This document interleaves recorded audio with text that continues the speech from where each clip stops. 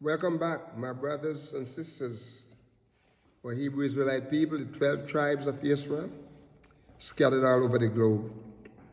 This is your Moreh Yeshu, Ben Uriah, Israel.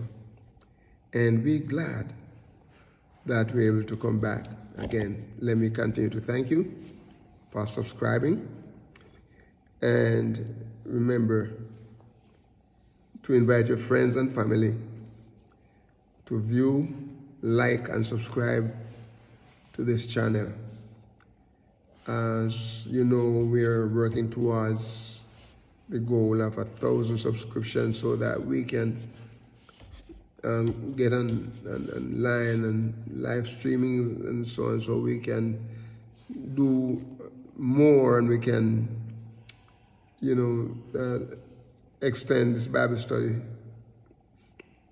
and have more time to say more things. A lot of things I want to say I can't because I don't have enough time to say it. And so, right now we've been basically, trying to put in as much as I can in a small amount of time. So then in last time, we were talking on I think we were in session 3, we were talking about the river, the stream whereof shall make glad the city of the Most High. In verse 4, okay, and the place of the tabernacle. Remember, when we talk about Yeshua in the midst of our people. The tabernacle was symbolic, to his presence among them in the wilderness. Okay, as they travel through the wilderness, that tabernacle meeting place and the place was referred to as his sanctuary. It designates the sanctuary of YAHUAH, and we say that it represents his presence with them. And I want us to notice here in verse 5, it said, YAHUAH is in the midst of her. His presence is with us. And because his presence is with us, nothing should move us. Nothing. We allow things to move us. We allow little things. And you know what? Is when we take our minds and our eyes off the goal. When we take our minds off YAHUAH. And we put our mind on something else. Okay? We put our mind on something else. That's the time.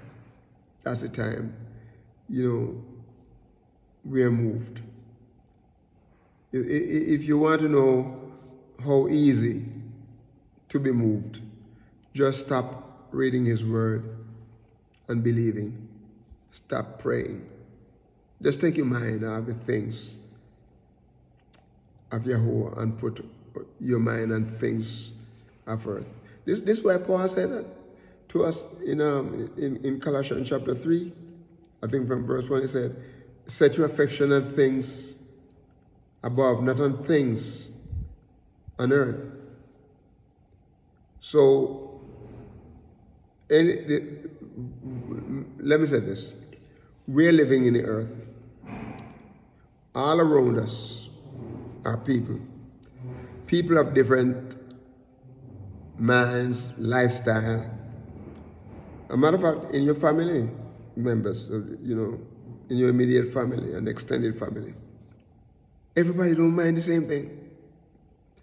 The mind's going different ways. Everybody's choosing different thing, and so your lifestyle as a believer, going to be different from those who don't believe to that extent.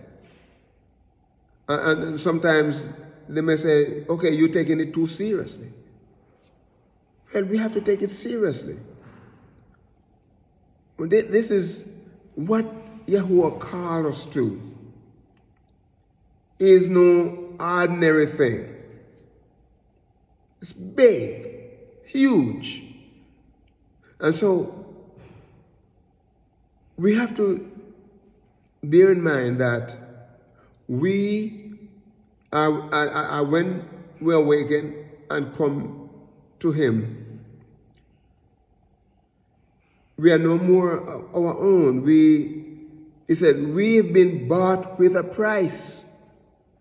Therefore, whatever we do, we have to make sure He gets the glory. He said, Yahuwah is in the midst of her. His presence is with us. He said, we shall not be moved. And listen, he said, Yahuwah shall help us. And that right early. He going to come to our assistance. And sometimes we tend to think, that like I mentioned a little earlier in one of the sessions about a watchmaker, that he watchmaker he only attend to the watch when someone bring it back to him to fix something that gone wrong. But Yahuwah has always been with us. Has always been with us. Yahuwah is in the midst of us to strengthen us in our conflict, to comfort and sustain us, to bring us to safety. And when we're going through the conflict and so, He's gonna safely take us through them. He's going to ward off the tricks and harms of the evil one. So we can always depend on Him. We can always depend on Him. So my brothers and my sisters, remember what He said in verse 5, that Yahuwah is in our midst. And because of Him being there with us, we shall not be moved. The fear that the devil and his workers of iniquity brought to us, those fear, hey, just shake those fear off and then put our attention on Yahuwah.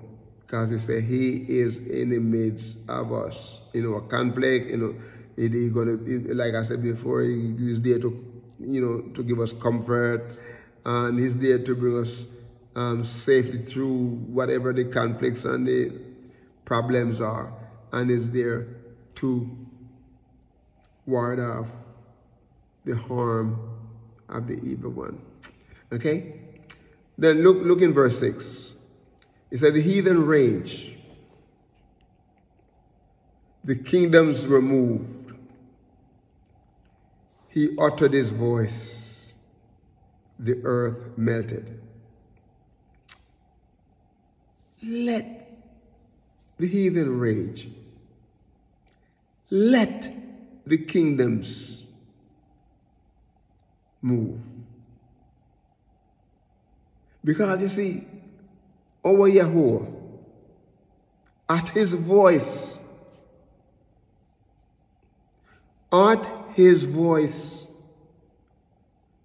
the earth melted. Do you remember the story? As our Hebrew Israelite people, as they were passing through, journeying through the wilderness, do you remember when they get to Horeb? Do you remember when Yahuwah told Moshe to bring the people to the foothill? Don't touch it, just let him come close. And when he spoke, the people said, no, Moshe, don't ever do this to us again. We will listen to you. Just let him speak to you. Because when he spoke, he said it's like a thunder, like the earth shake.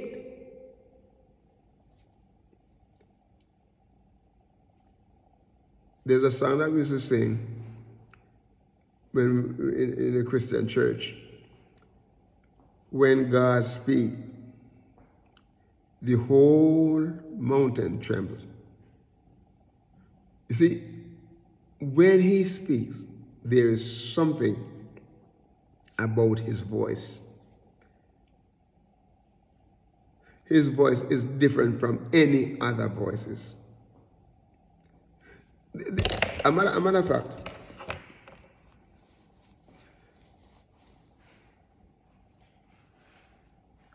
when David, as a shepherd, his sheep know his voice because he was a shepherd boy. They follow him. He said, no, in John chapter 10, he said, we follow his voice. The sheep will follow the voice of the shepherd. It will not follow the voice of the stranger. I don't know. The shepherd knows everything about the sheep, and the sheep knows the voice of the shepherd. It knows. But you know, of course, they have some wayward sheep that will follow anything. That's why they go astray so easily. But here, he said, he uttered his voice. You know, the kingdoms were moved. The heathen rage.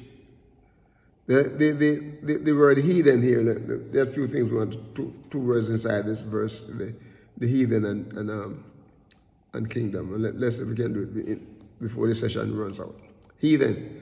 Heathen comes from the Hebrew word goy. Goy. That's also referred to the Gentile people as the goy. Goy. Or goy. G-O-W-Y in English. Goy. Okay, but it's the Hebrew word, goy. And it means a foreign nation or the Gentile people. The Gentiles are the people. And the kingdom here, it comes also from a Hebrew word, and the Hebrew word is mamlaka, meaning kingdoms, dominion, reign, realm, royal rule, and sovereignty. But he said, the heathen rage, the kingdom moved. They were moved. And he uttered his voice. And at the sound of his voice, the earth melted. You see, the Gentile people,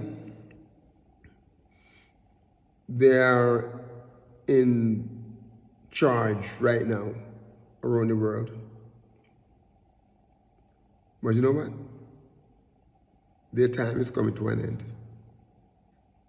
It's not forever. All we have to do is be patient and walk with YAHUAH. Serve him. Serve him. Serve him. We thank YAHUAH for you. We pray that you will view this session, like it, and also subscribe. This is your Yeshua, Ben Israel. Yeshua, Ben Uriah Israel. And we want to walk with the King. Bless you.